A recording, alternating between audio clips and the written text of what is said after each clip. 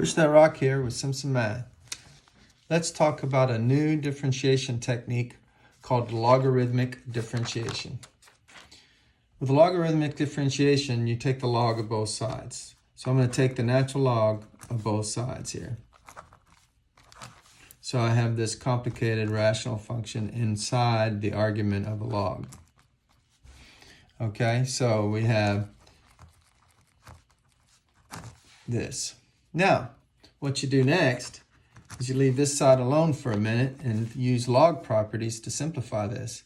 Hey, don't I have a log property that says something about log of m over n, division in here? I can make that log of m, which is 4x plus 1 to the 5th, minus log of n, which is, let's see, 6x minus 1 to the 4th. Now, I can roll off the log. Remember the roll off the log property where this exponent comes off? So I roll off the log. I do the same over here. Minus 4 times the natural log of 6x minus 1. And now you differentiate. Now we're going to differentiate implicitly on both sides with respect to x. Well, when I implicitly differentiate this, it's the vanishing log rule. The function goes down here and the derivative of the function goes up here. So I get dy dx. Over here, you can ignore the constant because remember you can just kick constants out when they differentiate because differentiation is linear. So I'm going to use the vanishing log rule on this. You get 4x plus 1 down here and a 4 up there because the derivative of 4x plus 1 is 4. Minus 4 times, again, I can just go term by term and kick constants out. And so I get 6x minus 1 down here and a 6 up here. Now, I'm in the last step. I'm trying to get dy dx. I'll multiply by y. So dy dx is equal to y times all that. But wait, what was y? Y was all this. That's what y was. So when I multiply both sides by y, I get all that mess. That's my y that I'm multiplying by. And the 5 times 4, I guess I could leave it factored, or I'll just call that 20 over 4x plus 1, and then minus 24 over 6x minus 1. And there, that saves a lot of work. We were going to have to do the quotient rule, and inside the quotient rule, we're going to have the chain rule a couple times. Logarithmic differentiation made that sweet. Let's do one more example.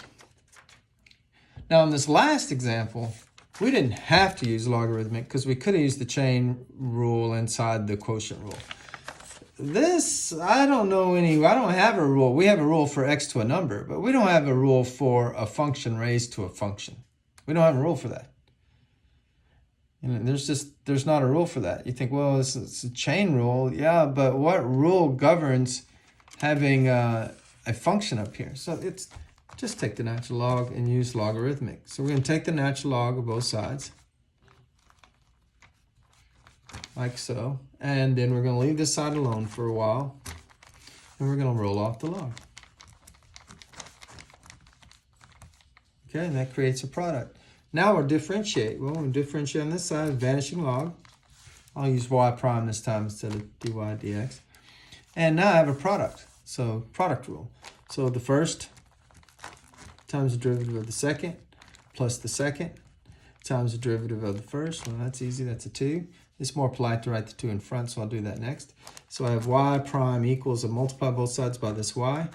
And let's see, we have 2x plus 1 over x plus 2 natural logs of x.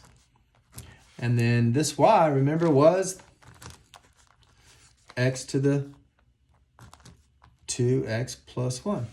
And it's being multiplied by, and I guess I could walk like an Egyptian here and call that 2 plus 1 over x. I don't know what's more simple there.